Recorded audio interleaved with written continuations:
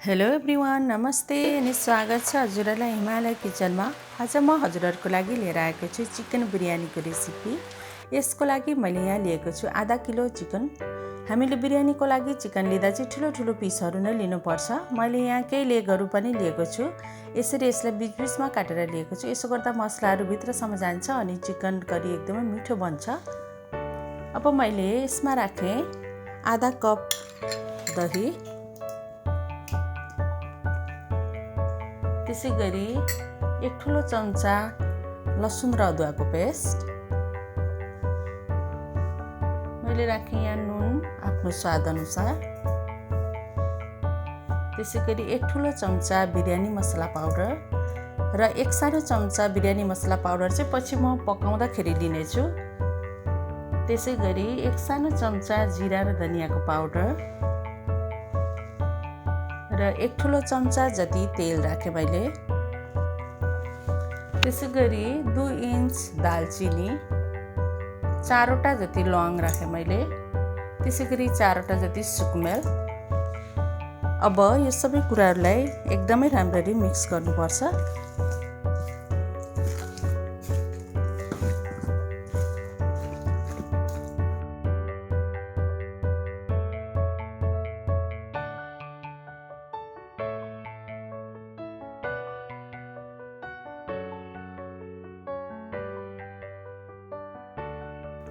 अब यसलाई छोपेर कम्तीमा पनि आधा घन्टाको लागि राख्नुपर्छ र आफूसँग टाइम हुँदाखेरि यसलाई 1 घन्टा 2 घन्टा राख्दाखेरि झन् राम्रो हुन्छ। अथवा कति राख्न सकिन्छ आफूले त्यति राख्यो भने यो एकदमै मिठो बन्छ, स्वादिलो बन्छ।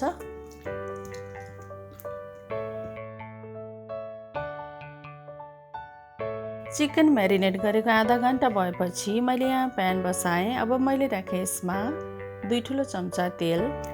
अब तेल तातेपछि मैले यसमा फुराएँ आधा सानो चम्चा जिरा,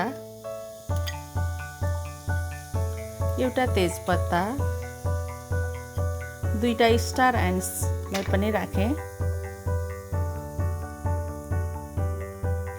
र एउटा मिडियम साइजको प्याज मसिनो गरेर काटेको लिएको छु, त्यसलाई राखेँ।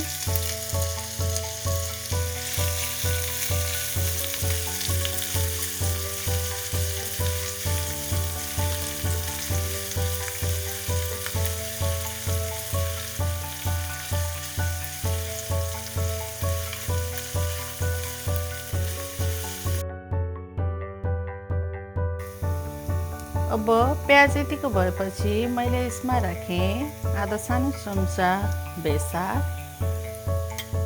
1 सानो चम्चा काश्मिरी रातो खुर्सानीको धुलो,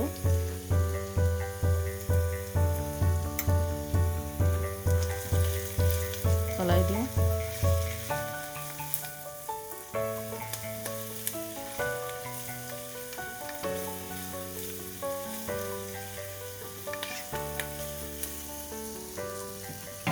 र मैले यसमा राखेँ अघि म्यारिनेट गरेको चिकन।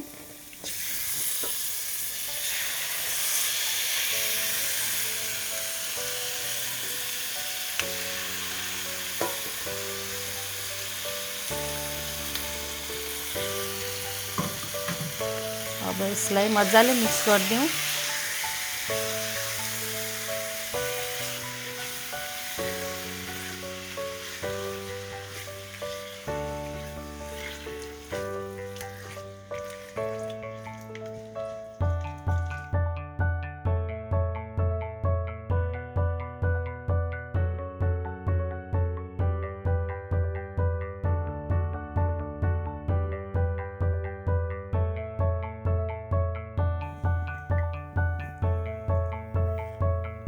म थोरै नुन थप्दैछु यहाँ आफ्नो स्वाद अनुसार।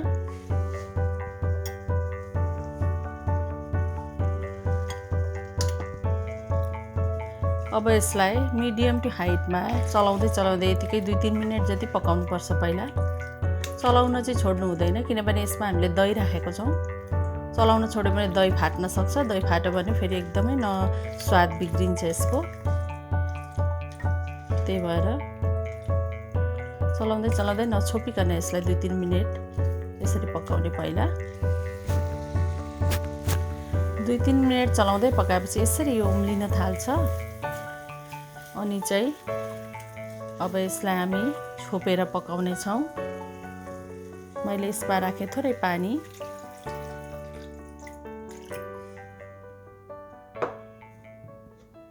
यसलाई छोपेर 10 मिनेट जति पकाउनु पर्छ यसरी। अब चिकन यतिको भएपछि मैले यसमा राखे मसिनो गरेर काटेको एउटा मिडियम साइजको टमाटर, त्यसैगरी केही धनियाको पत्ताहरू। अब यसलाई राम्ररी मिक्स गरिदिऊ।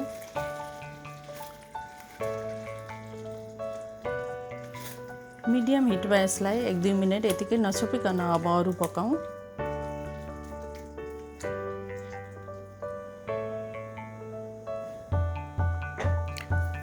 ल यतिको भएपछि अब चिकन रेडी भएको छ। यदि केही गरी चिकनबाट धेरै पानी आयो भने त्यसलाई 3-4 मिनेटहरू नछोपिकन पकाएर पानी सुकाउनु होला, हल्का सुकाउनु होला हजुरहरूले। ल अब मैले यहाँ भाँडामा पानी उमाल्न बसाएकी छु। यसमा मैले राखे 1 सानो चम्चा घिउ, त्यसैगरी एउटा तेजपत्ता, 3वटा जति सुकमेल, 3वटा जति लौंग, थोरै नुन र मैले यहाँ आधा घण्टा अगाडिदेखि भिजाएर लिएको छु 2 कप बासमती चामल। त्यसलाई राखे मैले।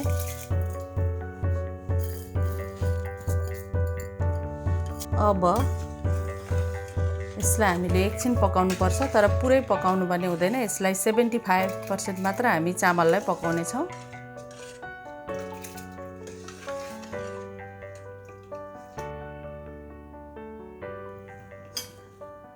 ल अब बिरयानीको लागि चामल रेडी भएको छ, ठिक्क पाकेको छ।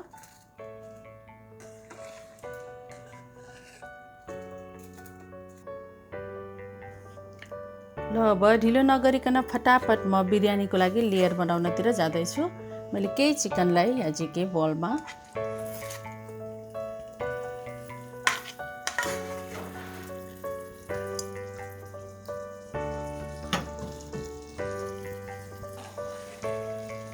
मैले राखे यसरी चामल,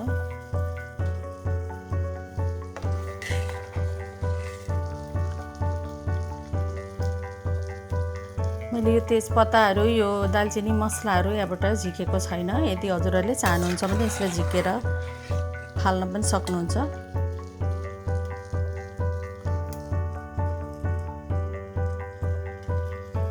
यसलाई यसरी सबैतिर मिलाइदिने।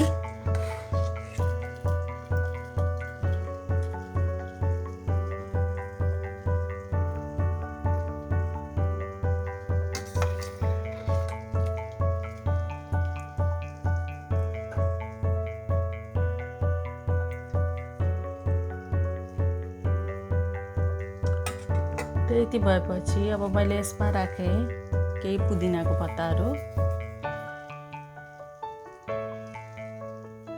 केही हरियो धनियाको पत्ताहरू,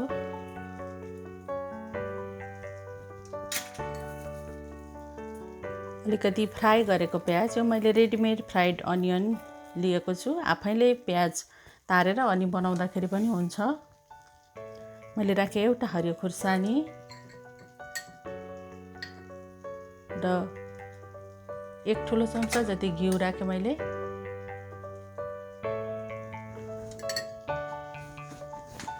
र अब म यसमा राख्दैछु अघि मैले झिकेको चिकन।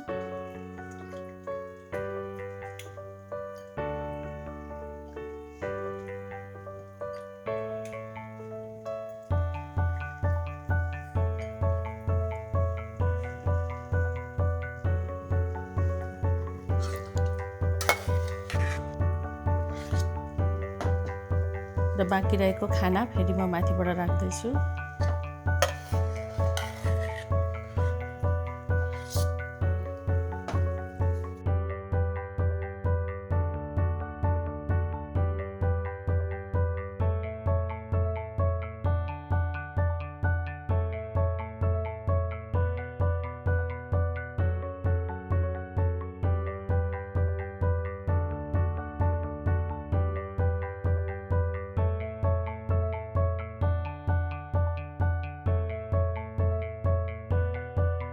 र मैले फेरि राखेँ केही पुदिनाको पत्ताहरू, केही हरियो धनियाँको पत्ता,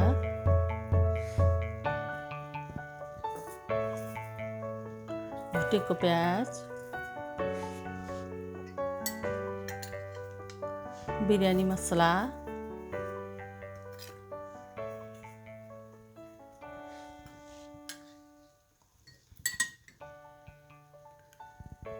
फेरि राखेँ मैले घिउ,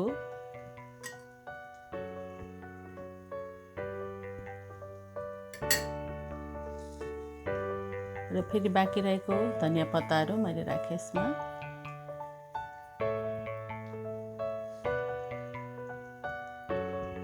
र मैले यहाँ अरेन्ज कलरको फुड कलरलाई लिएको छु, त्यसलाई राखेँ मैले। यदि हजुरहरूलाई मन पर्दैन भने यो फुड कलर नराख्दा पनि हुन्छ। र यहाँ दुधमा केही स्याफ्रनलाई मिसाएर लिएको छु, त्यसलाई राखेँ।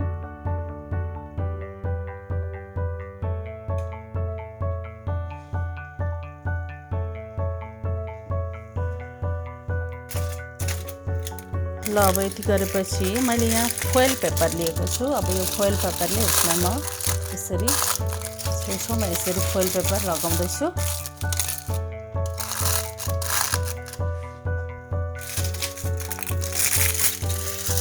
त्यसो गऱ्यो भने यसबाट निस्केको बाफहरू सबै बाहिर जाँदैन र बिरयानीलाई पाक्नको लागि हेल्प हुन्छ।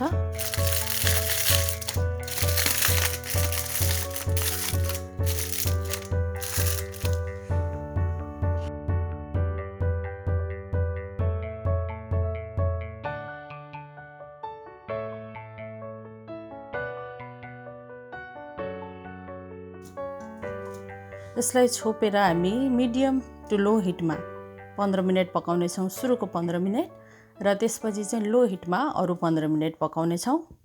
झन्डै आधा घन्टा जति यो पाकेपछि बिरयानी रेडी भएको छ। र यस्तो यो फोइलमा बिस्तारै झुक्दैछु।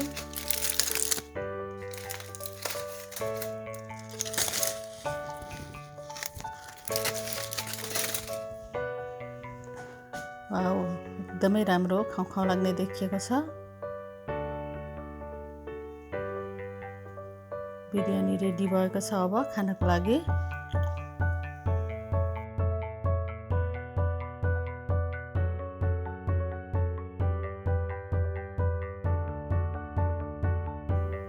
हजुरहरू पनि यसै गरी चिकन बिरयानी बनाएर इन्जोय गर्नुहोला। हस् त, यो चिकन बिरयानीको रेसिपी हजुरहरूलाई राम्रो लाग्यो भने हाम्रो भिडियोलाई लाइक, कमेन्ट, सेयर गरिदिनु होला। र यस्तै परिकारहरूको रेसिपी लिएर अवश्य पनि आउने नै छु। फेरि पनि हाम्रो भिडियो हेरिदिनु भएकोमा धेरै धेरै धन्यवाद।